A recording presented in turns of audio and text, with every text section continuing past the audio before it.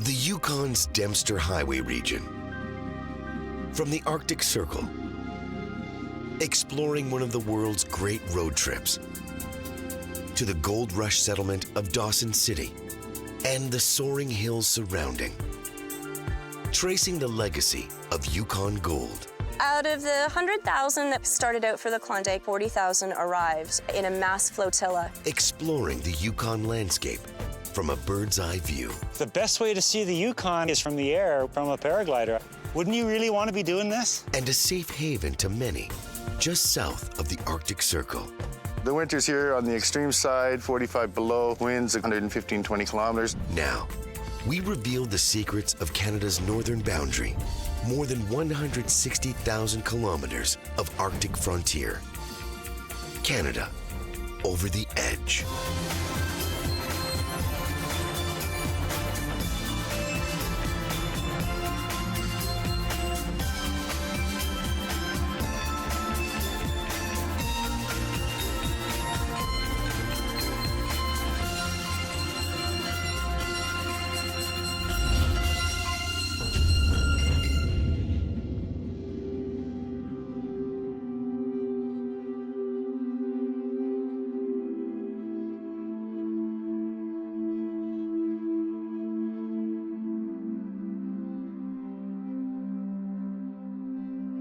Just north of the 66th parallel, the Arctic Circle marks a rough halfway point between the Yukon's Dawson City and the Northwest Territories town of Inuvik, along the 737-kilometer Dempster Highway.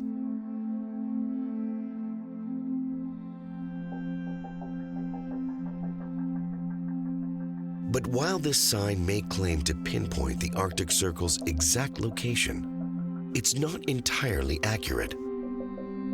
The Arctic Circle is not a fixed location, drifting north 15 meters each year, caused by the fluctuating tilt of the Earth and the orbital pull of the Moon.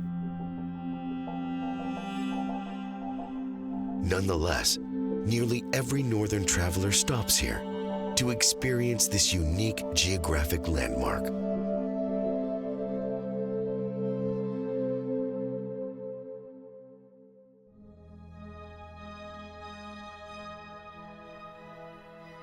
Heading south, we follow the contours of the Dempster Highway.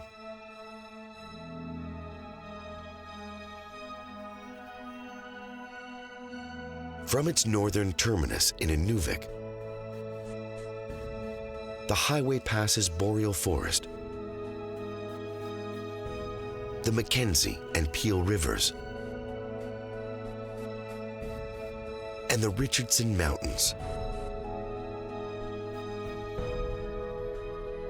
Further south, the Dempster crosses more rivers, vast plains, and some of the Earth's most stunning mountain ranges. And here, 368 kilometers south of Inuvik, we start our journey at the Dempster Highway's one safe haven, the only rest stop along this more than 700-kilometer roadway. It is the Eagle Plains Hotel and Service Station, operated by owner and local lifesaver, Stan McNevin. Eagle Plains is located about midway up the Dempster Highway, and we're approximately 80 miles east of the Yukon Alaska border and 60 miles south of the Yukon Northwest Territories border. The next closest direct fill-up to the south would be approximately 5.5 hours and about 550-600 kilometers.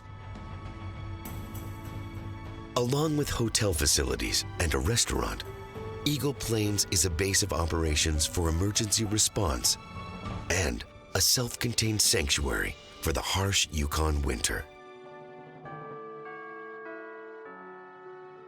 The winters here on the extreme side could be 45 below, winds approximately anywhere to 80 to 115-20 kilometers. Average winter day, of course, is about -25, -30.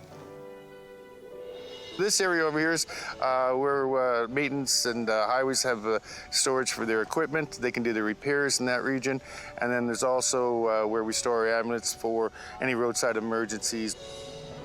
McNevin's operation at Eagle Plains may be the only Dempster attraction more popular than the Arctic Circle.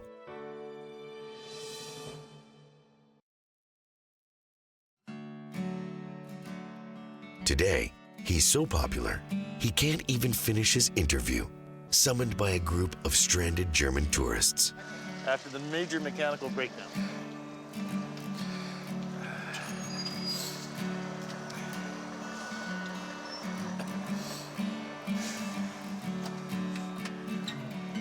McNevin quickly determines it is a problem with the air compressors in their unique tour bus. And you don't have another one? This is just an air fitting. You know this is the leak though, eh? You've seen the air coming out of here? Yeah. Yeah, okay. Yeah. We should take it off here and not there. Okay. So we'll take that off? There. Yeah. Okay. Yeah. Yeah. No bigger. Years of knowledge and a warehouse full of supplies will hopefully get this group back on the Dempster.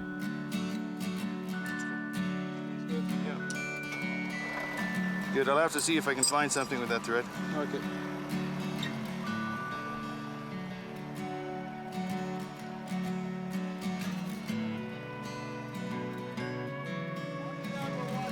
The fix is a success. Now, they refuel for the long ride ahead. Yeah, the road is bad, Yeah. especially if you don't have the parts. Sure. We have no cell phone, no Yeah. service, no anything. I live that life every day. Today's operation is a near everyday occurrence along the Dempster Highway.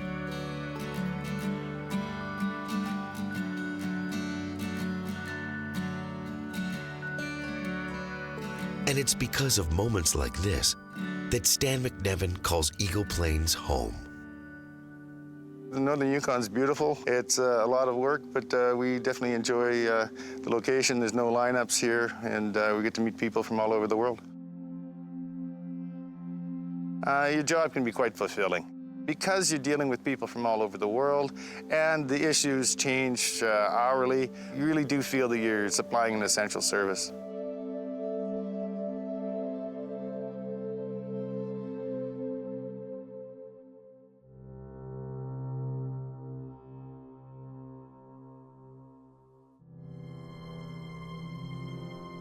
From the Eagle Plains Hotel and Service Station, we head south, soaring above the region known as Eagle Plains, a 200-kilometer wide corridor lined by gentle rolling hills.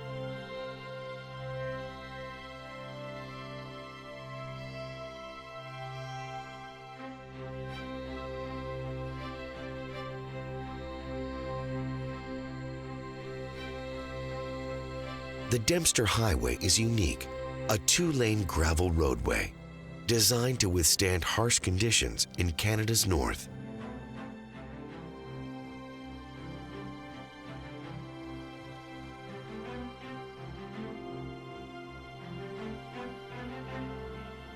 It is built on an elevated gravel pad, some 2 meters above ground.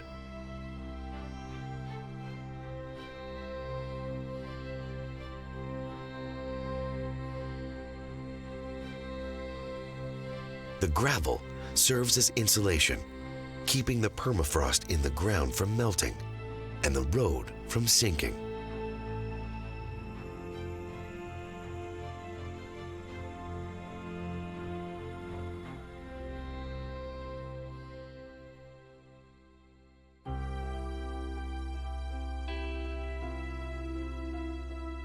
Further south, the landscape changes dramatically.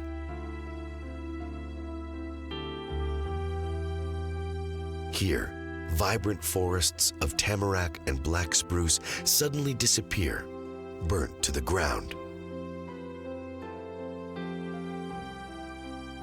While Yukon winters can be fierce, the summers can be equally extreme.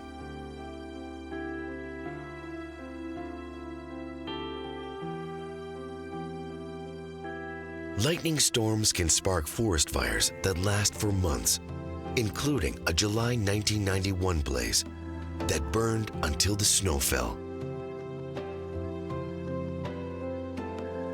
destroying 5,500 hectares of stunning wilderness.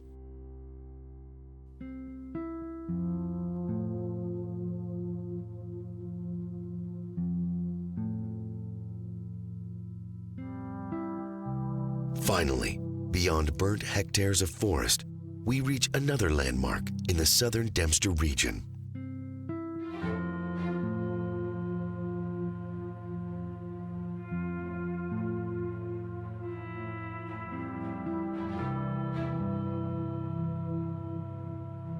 This is the Ogilvie Peel viewpoint, located at the end of Eagle Plain.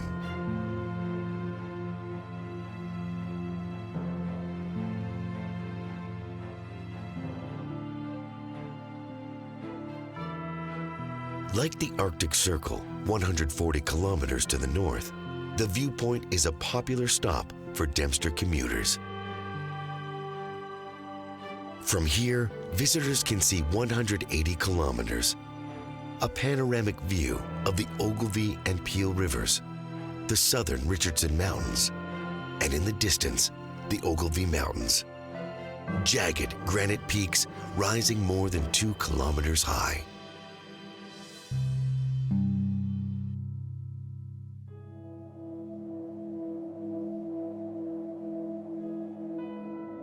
The Ogilvie Peel viewpoint is an incredible Dempster Highway landmark.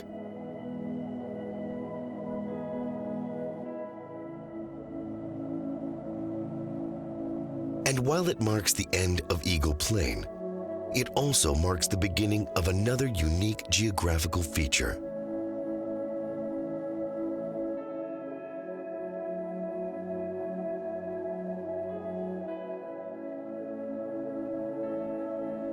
This is 7 Mile Hill, an incredible descent of 300 meters.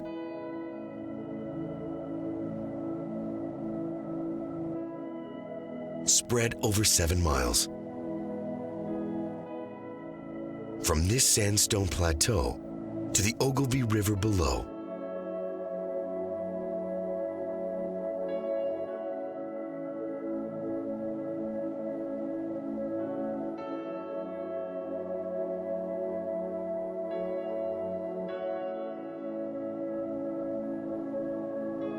And in the course of the descent, we cross the Continental Divide, determining the direction of rivers, north to the Beaufort Sea, or west to the Bering Sea.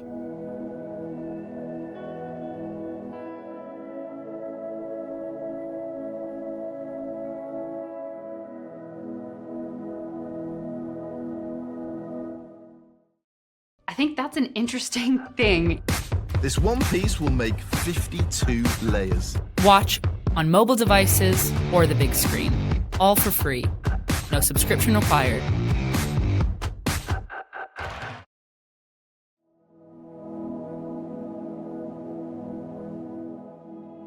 Finally, at the base of 7 Mile Hill, we reach the crystal clear waters of the Ogilvie River.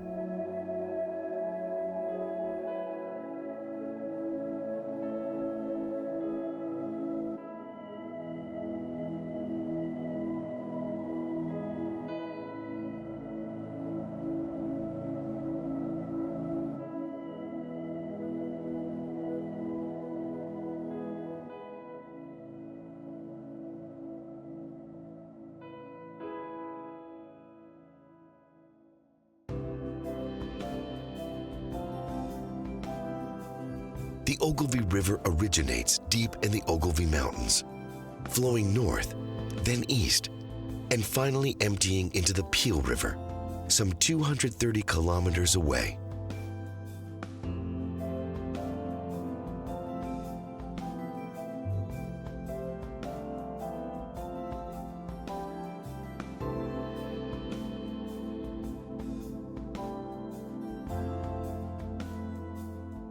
It is named in honor of William Ogilvie, a land surveyor charged with determining the northern Canada-US boundary in the 1880s.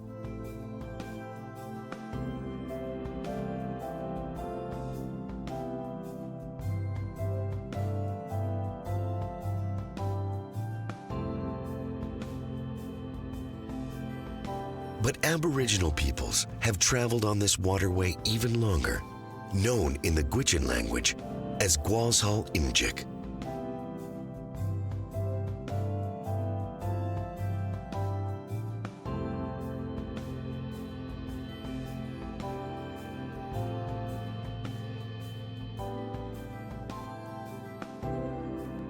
Years later, the Ogilvy River remains a popular fishing spot, a habitat for Arctic grayling and northern pike.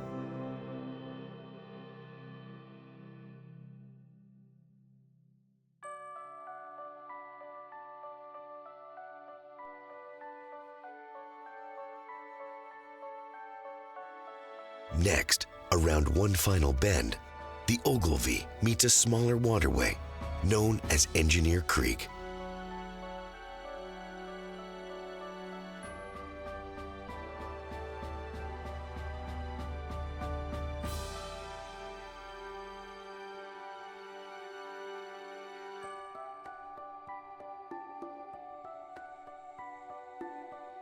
Engineer Creek and the Engineer Creek Campground on nearby Sapper Hill are named in honor of the 3rd Royal Canadian Engineers, who built the bridge over the Ogilvy, with Sapper a nickname for an Army engineer.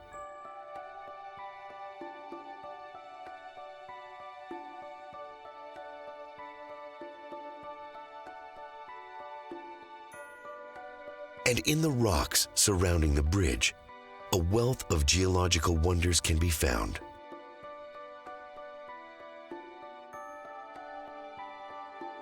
From limestone fossil coral dating back 400 million years to vast dolomite cliffs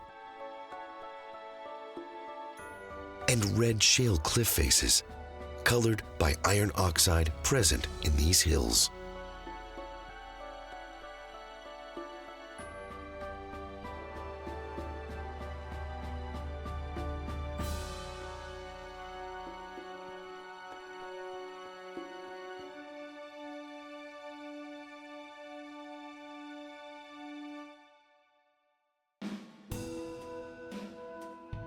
Continuing into the mountains, we explore the vast reaches of the Taiga Range.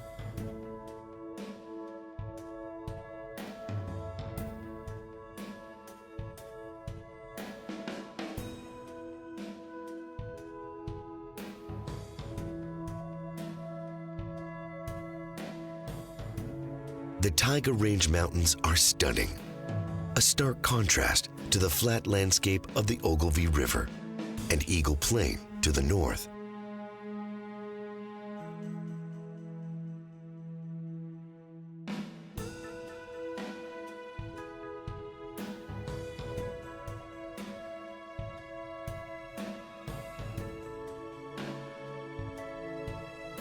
They are also home to an array of wildlife, including bald and golden eagles. Yukon eagles like this one are found mostly at lower elevations and will soon head for the Pacific coast to avoid the harsh Yukon winter.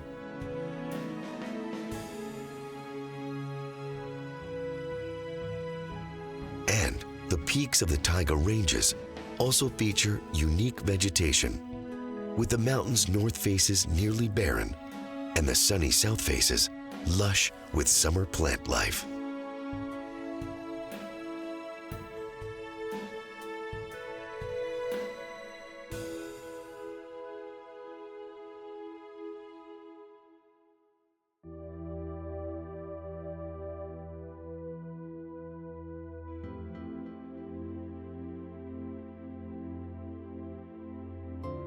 Continuing south, parallel to the contours of the Dempster Highway, we reach the swift-moving waters of the Blackstone River.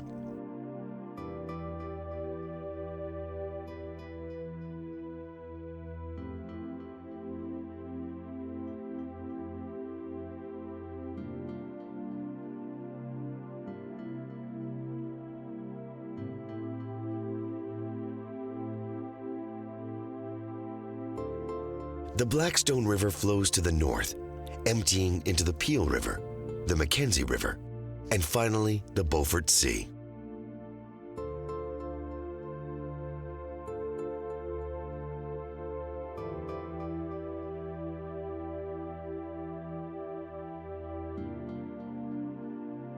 The Blackstone River is a popular spot for paddlers and hikers, with its course winding through the limestone peaks and ridges of the Ogilvie Mountains.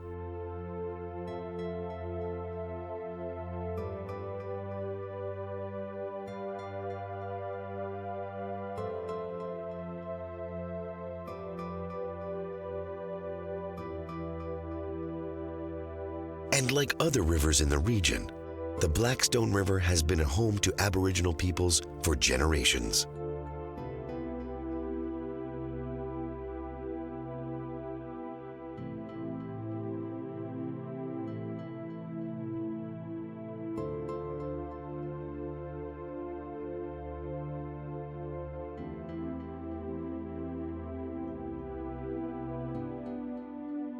The river's name comes from the Gwich'in language, translated Boulder Black River.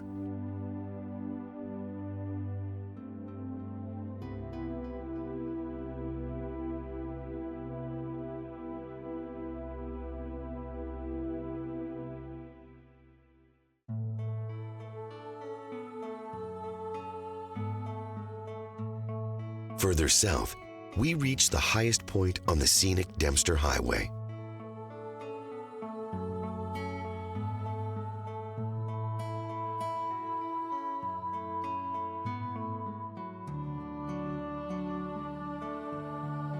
North Fork Pass rises 1,400 meters above sea level, a stretch of barren tundra, completely encased in permafrost.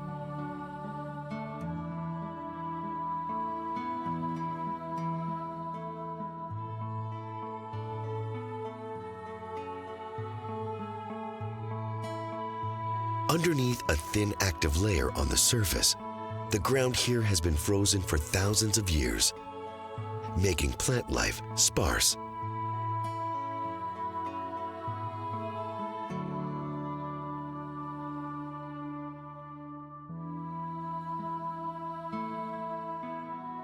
And North Fork Pass leads to even greater wonders and the heart of the mountainous region known as Tombstone Territorial Park.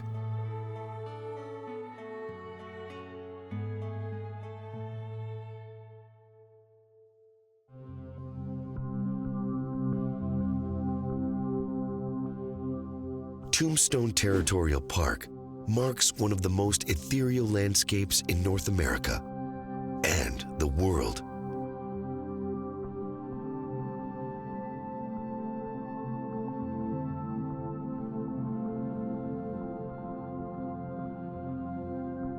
Here, rolling hills and valleys stretch for kilometers.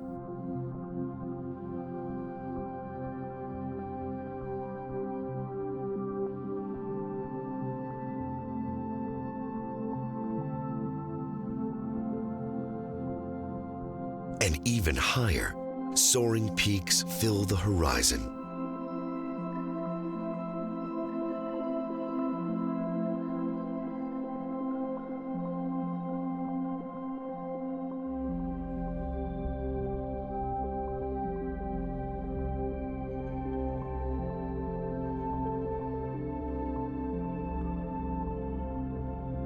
Tombstone Territorial Park lines the Dempster Highway, protecting 2,100 square kilometers of Yukon wilderness.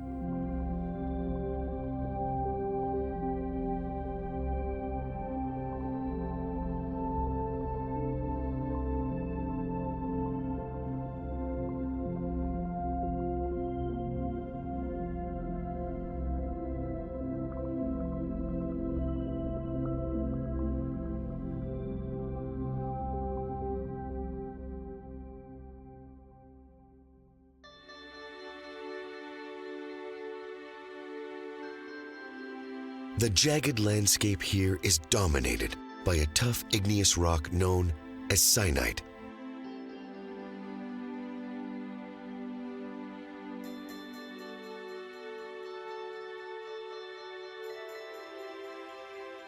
It grew from the ground some 90 million years ago, rising high into the sky.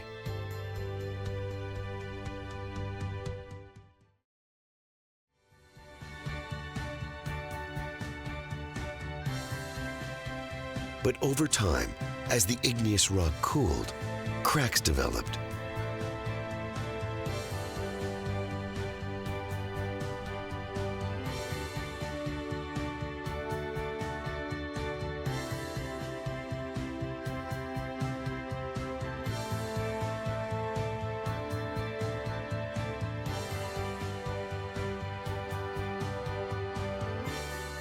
Later, as glaciers moved through the region, they tore massive chunks of rock in their path, leaving behind the landscape we see today.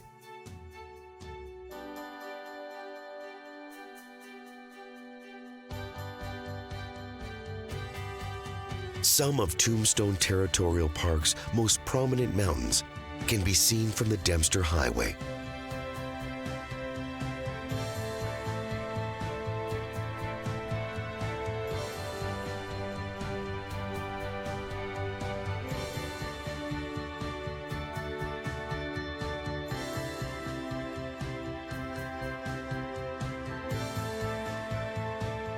Including Mount Monolith, Cathedral Mountain,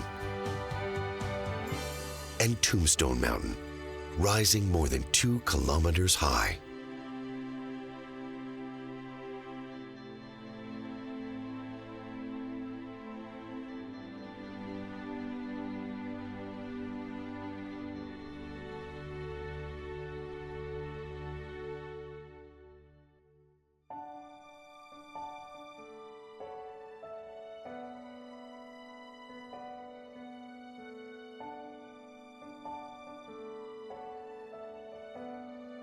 Just south of the Tombstone Mountain Range, we return to the path of the Dempster Highway.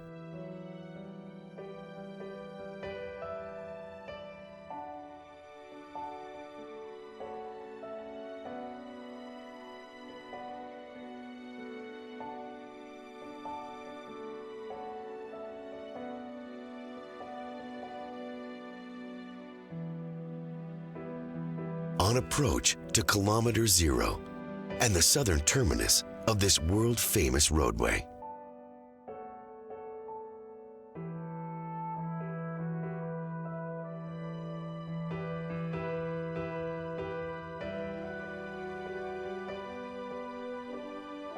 But lining the highway, mountains continue to dot the landscape.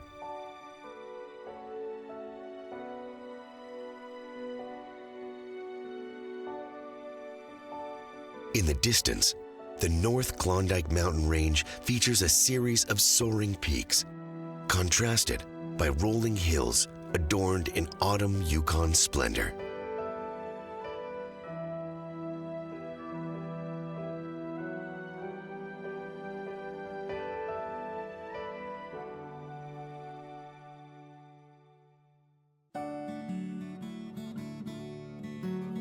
Finally, 737 kilometers from the beginning of the Dempster Highway in Inuvik and 400 kilometers south of the Arctic Circle, we reach a crossroad.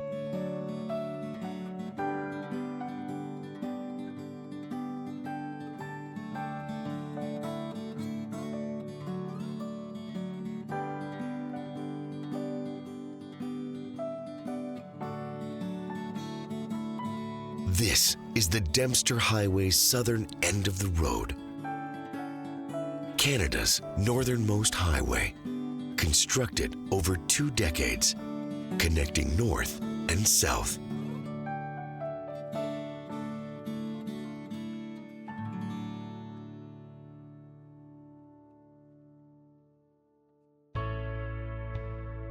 Beyond the Dempster, we head west, following the Klondike River, on approach to the town of Dawson City.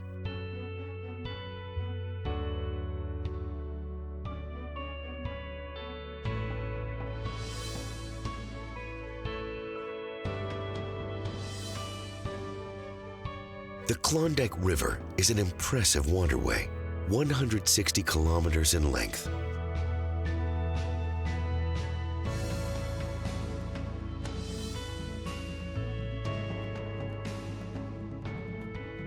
Like many waterways in the region, its source is located deep in the Ogilvie Mountains, flowing southwest to Dawson City and the Yukon River beyond.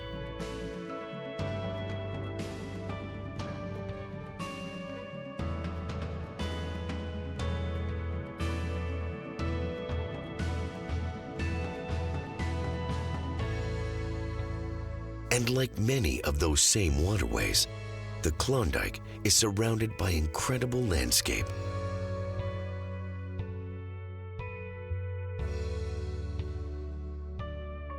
It is a view many choose to see by vehicle from the world-famous Dempster Highway.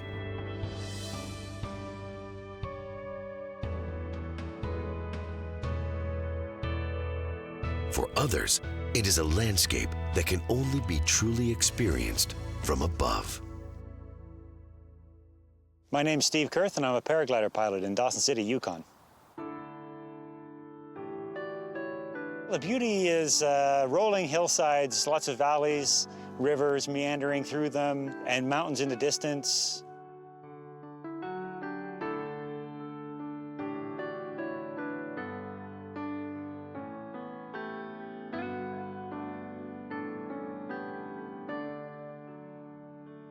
But for Kurth and friends, experiencing those wonders means venturing to one of the highest points surrounding Dawson.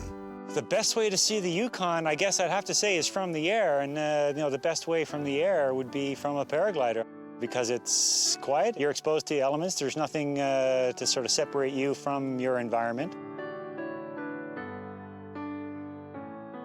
For paragliders, Kurth says Dawson is as unique as it gets, thanks to its endless summer days. We decided to come up with a club called the Midnight Sun Flying Club. And that's open to anyone who will come to Dawson and fly at or after midnight.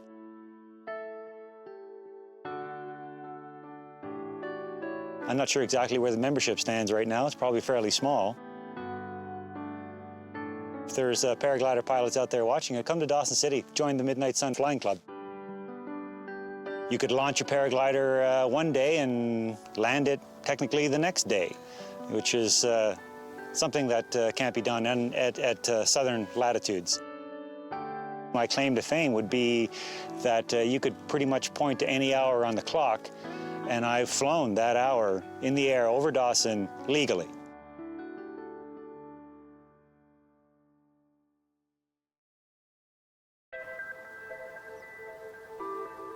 We're going to start getting geared up to maybe go for a flight.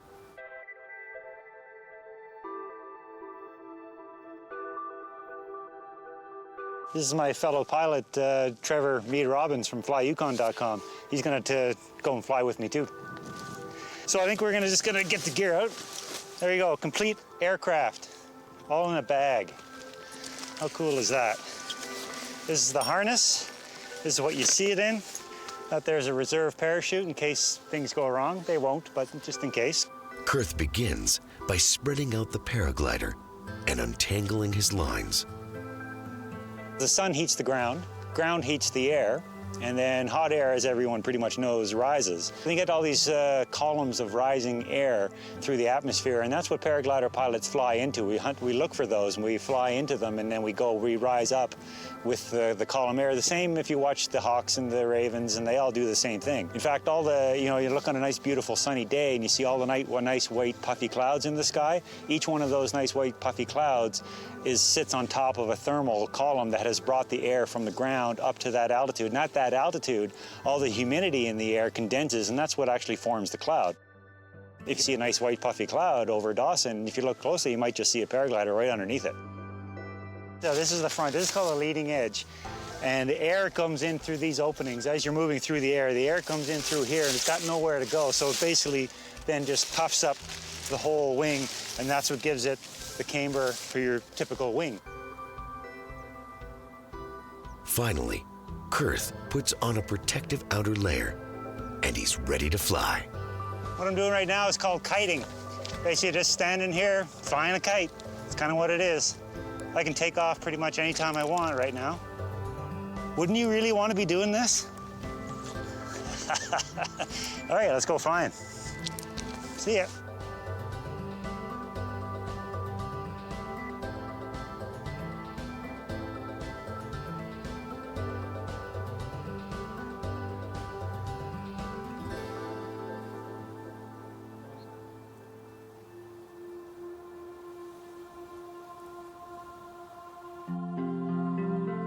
Paragliders are basically a sort of soft-structured nylon wing, and it creates sort of an airfoil shape basically by its own motion through the air. Air enters in the front, and then it sort of pressurizes the inside and puffs it up, and then gives it the shape of an airfoil. And once it has that shape of an airfoil, it's like any other airfoil, whether you're a Sparrow or a Boeing 747. It's the same laws of physics apply.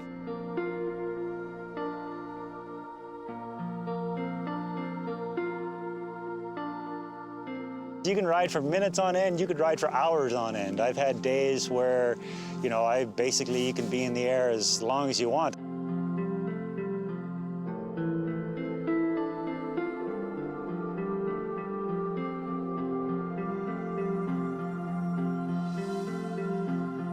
It's flying. It's the closest that you'll get to defying gravity. Ever since, humans developed the ability to dream and they saw a bird, everyone has dreamed about it. And I get to do it, on a very regular basis.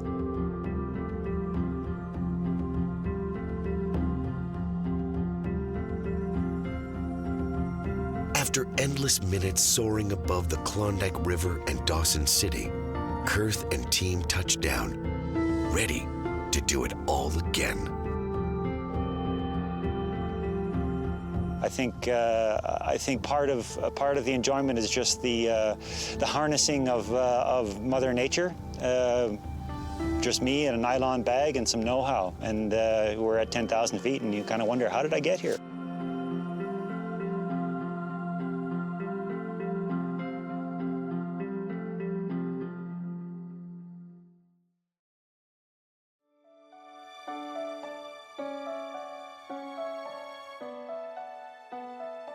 Back on the ground, this is the town of Dawson City, known around the world for the Klondike Gold Rush of 1897.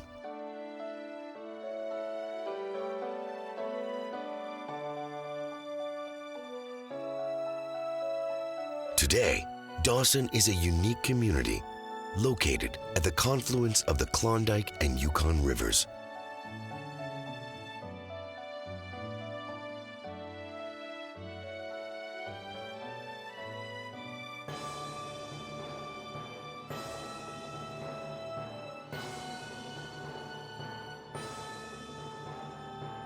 Its downtown is a journey through time, with storefronts and homes offering a window into an era when thousands stampeded north to find treasure along these shores.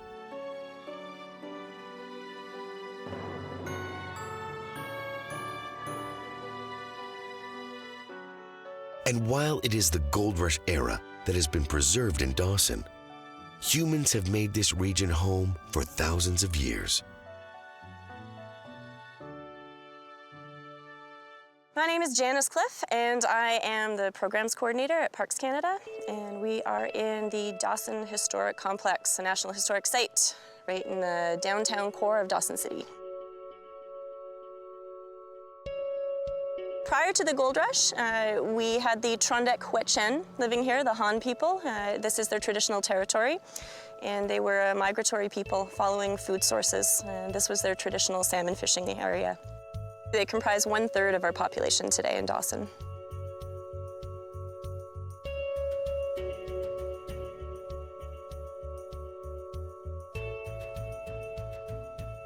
But the legacy of Dawson City, known to the outside world, dates back over a century to August 1896, with the discovery of gold on nearby Rabbit Creek.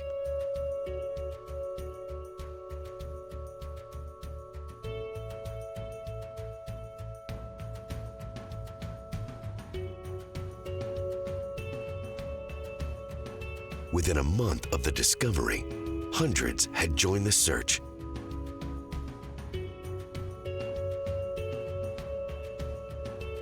Soon, the story would break to the world. It was a discovery of gold that had not been seen in the region.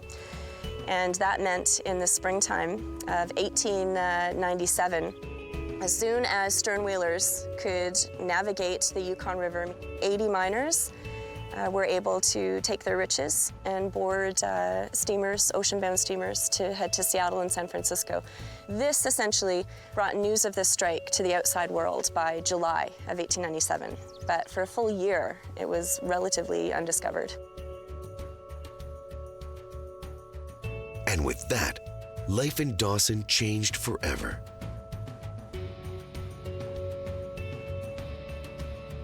People were scrambling to get a ticket on a steamer. And so that meant any craft that was somewhat seaworthy was put into the water. And we estimate that about 100,000 people tried to get to the Klondike. They came on the rails all across North America. They came from overseas. The news spread so quickly, and it was a thing. Are you on the rush? Are you going to the Klondike? Thousands of prospectors made it to Dawson before the end of 1897.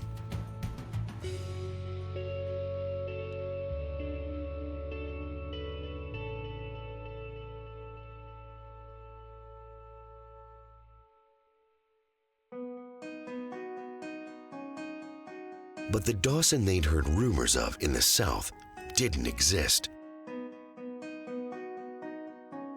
Paris of the North was in fact a swampy wasteland, good only for docking sternwheelers, with few true accommodations. Dawson was a tent city, and it was about to get worse. So out of the 100,000 that we think started out for the Klondike, we estimate that about 40,000 arrived, and many of them in a mass flotilla in the spring of 1898. Dawson today has 8 avenues. In 1898, they went up 22 avenues, so into the hillside. The boreal forest was completely decimated for heating your log cabin, building your log cabin, thawing the ground to dig down in your shaft, so it was chaos.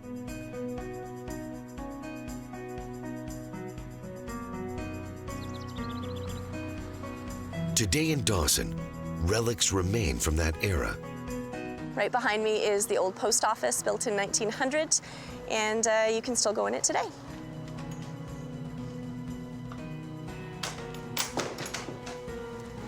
So this is one of my favorite buildings to bring people into. As soon as they get in here, they take a deep breath, and you can smell the age of the building, if that makes any sense. A thing that people immediately are drawn to is the craftsmanship in the woodworking. Janice Cliff says the post office was built in a lavish style, designed to fill potential investors with confidence as the gold rush began its decline.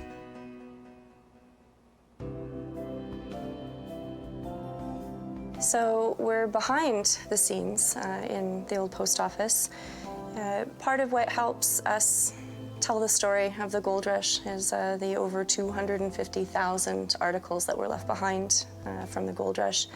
So when you're looking at an inkwell or letters, left behind, I really think it helps put everything into perspective. It helps the visitor imagine what life would have been like here during the gold rush. The post office was extraordinarily important because this is your only communication with the outside world.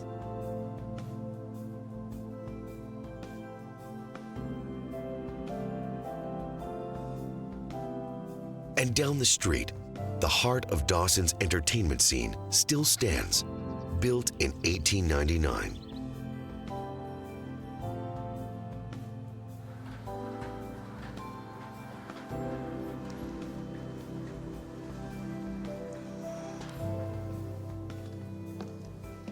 So the streets of Dawson today are the same streets you would have seen during the gold rush. I'm on stage at the Palace Grand Theatre gazing out into a sea of empty chairs, but in 1899 it would have been chock full of miners coming in from the creeks. Cheap seats in the front, 50 cents would get you in the door, a glass of whiskey at the bar and a cigar. But if you were one of the kings of the Klondike and you wanted to show off your newfound wealth, you'd want one of the box seats so you could gaze down at the unwashed masses below and show off your newly acquired wealth.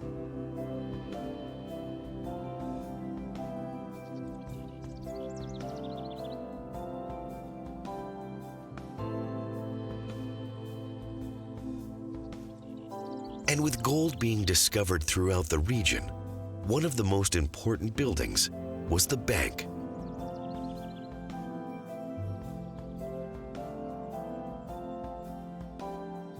Finally, we're in the British Bank of North America, the last stop today.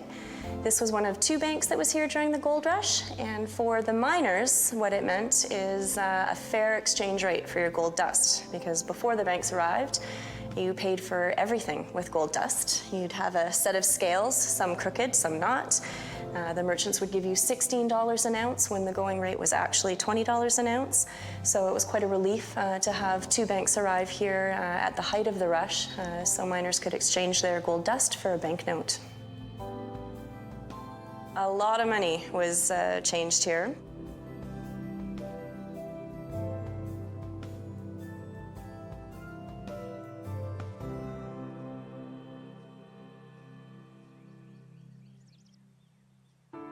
Janice Cliff gives tours to hundreds of Dawson visitors each summer.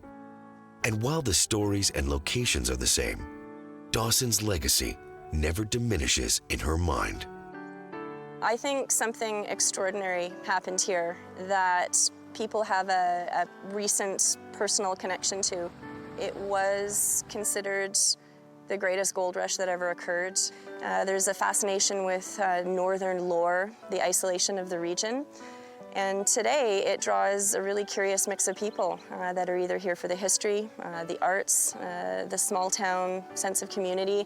I think it's a combination of all of those factors that keeps people coming to Dawson City.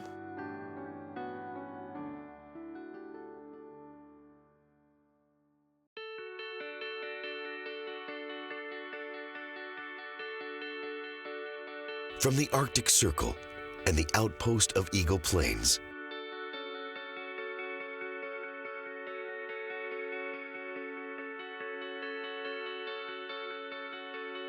to the winding waters of the Ogilvy River and Blackstone River,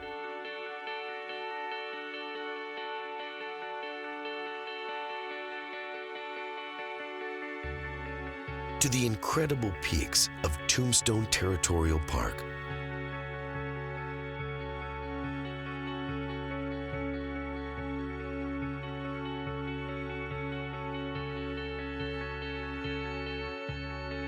the Yukon's Dempster Highway is truly one of the world's great road trips.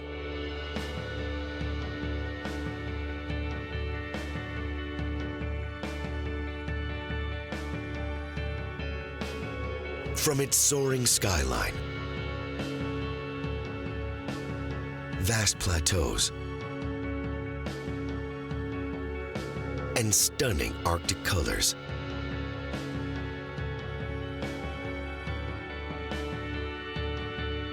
the Dempster Highway is a 40-year-old worldwide attraction.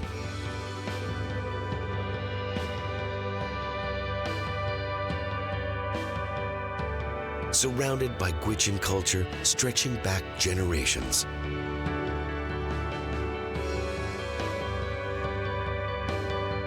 And landscapes dating back even further.